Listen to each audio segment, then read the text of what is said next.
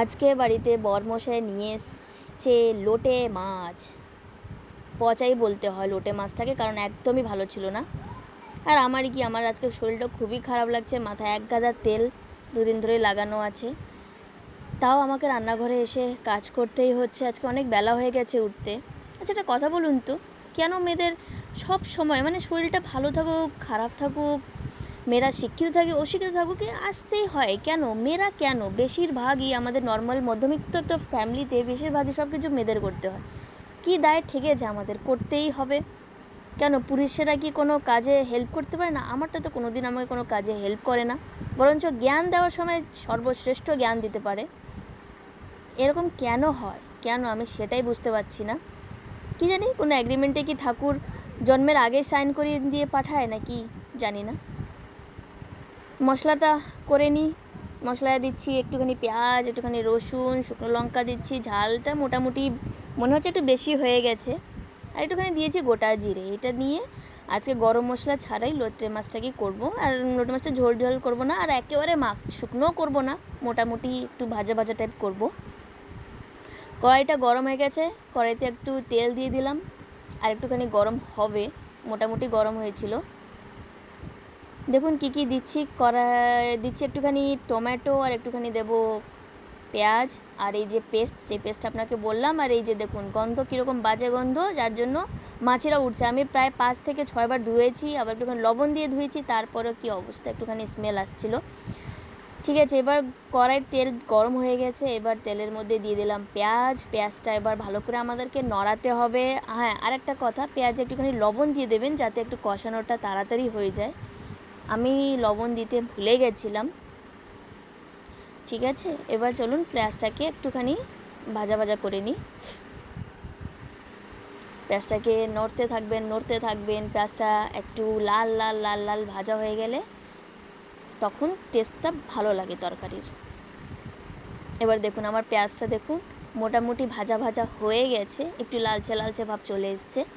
এবার এর মধ্যে আমরা দিয়ে দেবো যে 2-1টা যে টমেটো ছিল, বাদবাকি টমেটো আমি পেস্টে দিয়ে দিয়েছিলাম, আর বাদবাকি 2-3টা যে পিসটা আছে সেটা আমি দিয়ে দিলাম এটার মধ্যে, এই পেঁয়াজ ভাজার মধ্যে দিয়ে আর একটুখানি কষাবো, যাতে কি হয় মানে টমেটোটা একটু নরম হয়ে যাক, এই জন্য একটু কষালাম। দেখুন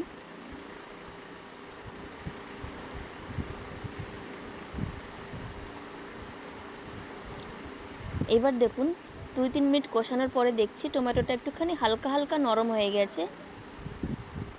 এবার এর মধ্যে আমাদেরকে দিয়ে দিতে হবে সেই মশলাটা। এই মশলাটা আমি দিয়ে দিলাম এর মধ্যে। মশলাটা দেওয়ার পরে আমাদেরকে কিছুক্ষণ এটাকে কষাতে হবে। আপনাদেরকে বলে দিই, আমি কিন্তু আজকে এই তরকারিতে কোনো শুকনো লঙ্কার গুঁড়ো টুড়ো দেবো না, বা লাল লঙ্কা মানে কাশ্মীরি লঙ্কা গুঁড়ো দেবো না। কাশ্মীরি লঙ্কার গুঁড়ো আমার ঘরে শেষ হয়ে গেছে, আর শুকনো লঙ্কা আমি দেবো না, কারণ মোটামুটি আমার মনে হচ্ছে ঝালটা বেশি হয়ে গেছে। মেয়ে তো আমার ঝাল খেতেই পারে না, যার জন্য মোটামুটি একটু। আর এইবার দেব একটু হলুদ, তারপরে দিলাম লবণ। হলুদ আর লবণ মোটামুটি দিয়ে তারপরে আমাদেরকে কি করতে হবে, মশলাটাকে একটু কষাতে হবে। এবার কষানোর জন্য একটু যদি আমরা মশলায় যদি একটু জল দিয়ে দিই তাইলে কষানোটা ভালো হয়। তো যেই বাটিতে মশলাটা ছিল সেই বাটিতে একটুখানি জল নিয়ে আমি এর মধ্যে জলটাকে দিয়ে দেব। তাতে কি হবে, মশলাটা ভালোভাবে কষে যাবে। আর ফ্লেমটাকে একটুখানি লো করে দিলাম যাতে লেগে না যায় মশলাটা। এবার জলটা দিয়ে দিলাম, দেওয়ার পরে এবার মশলাটাকে একটু কষাতে হবে। আমি ঢাকনা লাগিয়ে দেবো, আমার যেহেতু শরীরটা ভালো নেই, এই ঢাকনা লাগিয়ে দেবো যাতে একটু ভালোভাবে মশলাটা কষে যাক, মানে সিদ্ধ ভালোভাবে একটু হয়ে যাক, ভিতর থেকে কষে যাক। এই জন্য আমি 5 মিনিট মতো রেখে দেবো ঢাকনাটাকে একদম লো ফ্লেমে। একটু মাঝে মধ্যে একটু ফ্লেমটা একটু করছি যাতে একটু তাড়াতাড়ি জলটাও টেনে নিক। একটু হাই করছি, একটু লো করছি, এরকম আপনারা আপনাদের মতো বুঝে বুঝেই করবেন। দেখুন লোটে মাছ আমি অনেক রকমেরই করি, মোটামুটি বেগুন দিয়ে করি, ঝাল করি, তারপরে আপনার শুধু তেল দিয়ে একবারে মানে সব কিছু দিয়ে মশলা দিয়ে একবারে মানে লো ফ্লেমে রান্না করি, এরকমও করি। বাট আজকেরটা আমার একটু ঝুরি ঝুরি টাইপ খেতে ইচ্ছা করছে, যার জন্য খুব বেশি ঝুরিও করবো না, ঝুরি ভাজা টাইপ, আর খুব বেশি ঝোল ঝোলও করবো না। এবার দেখুন মশলাটা মোটামুটি আমার কষে গেছে। এই জন্য আবার একটু ফ্লেমটাকে আবার একটু লো করে দিলাম, কারণ আমার আরও অনেক কাজ করতে হচ্ছে, সাইডে ভাত বসাতে হবে, রান্নাঘর এলোমেলো হয়ে গেছে সেটা গোছাতে হবে। যে একটু যদি সবসময় ফ্লেম হাই করে রেখে দিই তাহলে আমার মশলাটা কী হয়ে যাবে, পুড়ে যাবে।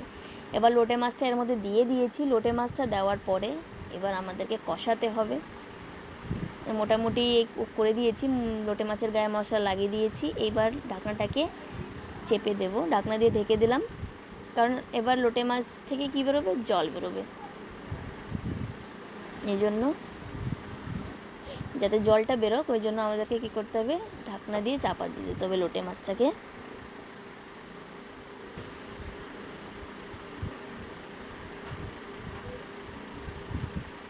পাঁচ মিনিট রেখে দেব।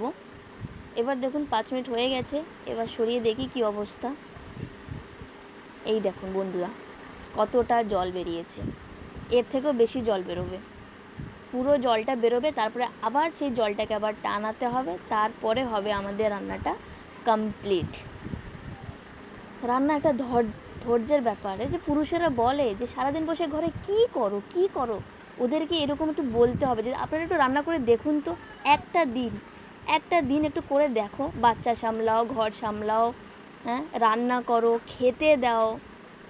নিজে থেকে তো আমার সামনে তো নিজে থেকেও খেতেও পারে না, নিজে থেকে ভাত বেড়ে খাবেও না। আমি যত আমার শরীর খাবো আমাকেই বেড়ে দিতে হয় ওনাকে। জানি না ওরা কীরকমভাবে এভাবে বলতে পারে যে তোমরা কি করো ঘরে বসে, আমি তো বুঝি না। আমার স্বামীর যে কথাটা বলছি, ওর তো তাও মাঝে মধ্যে ছুটি হয়, মাঝে মধ্যে সারাদিন রেস্ট নেয়, ও করে। কিন্তু আমাদের কি কোনো ছুটি আছে, আমাদের কি কোনো রেস্ট আছে? মোটেই না।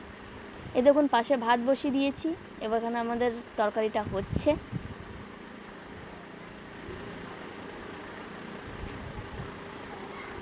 এবার এটা হয়ে যাবে,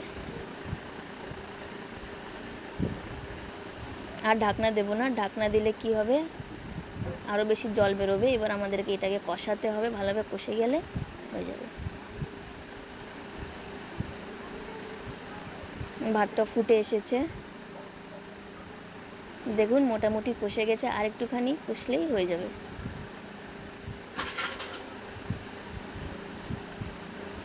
দেখুন আমাদের তরকারিটা হয়ে গেছে, পুরোপুরি কমপ্লিট।